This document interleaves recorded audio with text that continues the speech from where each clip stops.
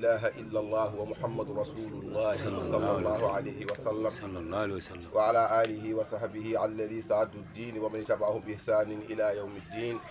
ورضي الله عن قطب المختوم تاج العارفين قطب الزمان شيخ الأولياء شيخنا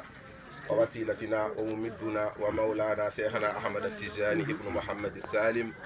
اللهم أجعلنا بدائفته أما بعد أيها المسلمون en jetti Allah no feewi en ñaagiima kadi duwaawu kadi en ñaagiima yaafuya fodde sawtol men fawaade e dow nanɗi seereɓe men e musidɓe men e halifaaɓe men wonɓe ɗo ɓe en calmi hannde l'islam hakkille mum woni ko ɗo en e Madina Gounass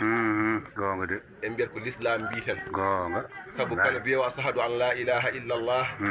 ko wayindani si yonti si heeɓi arde hakkille mum ne ɗo si heɓani arde hakkille mum ne ɗo nde won noon no mbiɗen ni ko watte ɗo koko Allah ɓolo mo ala mo jillani haydara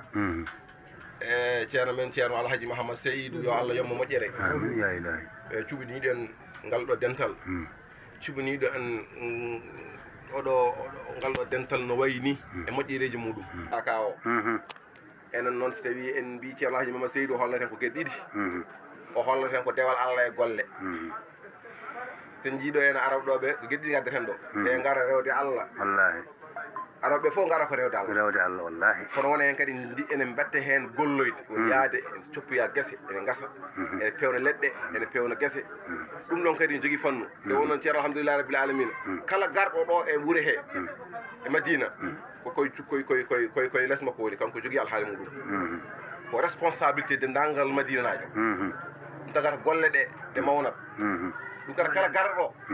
waɗɗo paafal gotal yani o wurni ko famille ji walla o wurni ko leydi walla o wurni ko aduna paafal gotal mbaɗɗa ɗo ene Madina guesa ceerno fam a wurni leñol kurgol saabu ngal ɗon paafal anda to ngal jogata ñamede leydi he wayni wasa ñamede ɗo taw ko goɗɗo gonɗo leydi wondi walla goɗɗo wuuro wongo on jogoto rokkede ceerno en kala ko ndeñi miskine wallahi ɗum noon en mbiya eɗen basi kamɓe dawoɓe guese ɓe eɗen mbasiɓe eɗen ñaaguiɓe kadi yo ɓeydu tinnare mabɓe enne kadi heddiniɓe ɗo e Dakar o enene kadi yen tinnu kadi e keddugol men ɗo e Dakar nde wono ene foof golle ɗe ko goote mbiɗa wasiyo kadi fuutankoɓe ko ceerno holla hen gaako sen jeehi te mbaɗe gollen ceerno holli en ko golle ceerno wi si yen ndew Allah gollen nde won noon sa gollani dewal ma Allah timmata gonga kola haali gonga Allah waɗi enen fuutankoɓe eɗen jogui leyɗele men eɗen jogui guese men eɗen jogui ndiyam kay mbiya kene wasde hawnide ɗum forani wonde en jii ceerno en dokki Allah dokkiɓe ɗe on jiiɗi galleji on jiiɗi otoji on jii o martaba kono foof itara jamma e ñalawma suɓa e kihiɗe koye ndema ɓe guuri gonga nde won noon sa yiiɗi rewde Allah a gollan kadi golla sa yiiɗi rewde Allah gollata ko laaɓi jehata ɗaga reman ñaama sa rimi e ñaami hay goto wiɗa ñamraɗo ko haqqe walla ko riba par ce que doole ma ɓaɗe pour mbaɗɗa ɗum ɗo ko ceerno holli en ɗum wawi taw paamen walla mbasen faam en addani neɗɗo ara ɗo e Dakar hocco jalo mum dawa on kay wande wiya ko so wiya hoori ya daw wiɗa ko sa hooti ya daw wallahi sa hooli ya daw gonga wadde nden eɗen mbasi fuutankoɓe ɓe Allah waɗi toon ɓe e dendagal tan gonɗo e less Fouta mo ganduɗa Allah rokkuma leydi Allah rokkuma ndiyam tinno ceerno wi ko yen ndew Allah liggoɗen ko kongol ceerno wallahi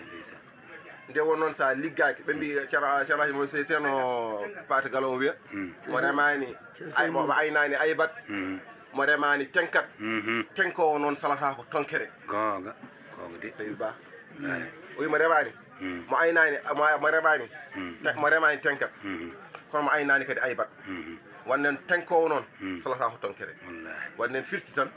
so tawi l'islam gonga yiddini ma sella a gollan ko golliten ko ne woodi oto jawen ko Allah rokki en ko e recherche oto jawen ko Allah rokki en ko e taaridi ndi Allah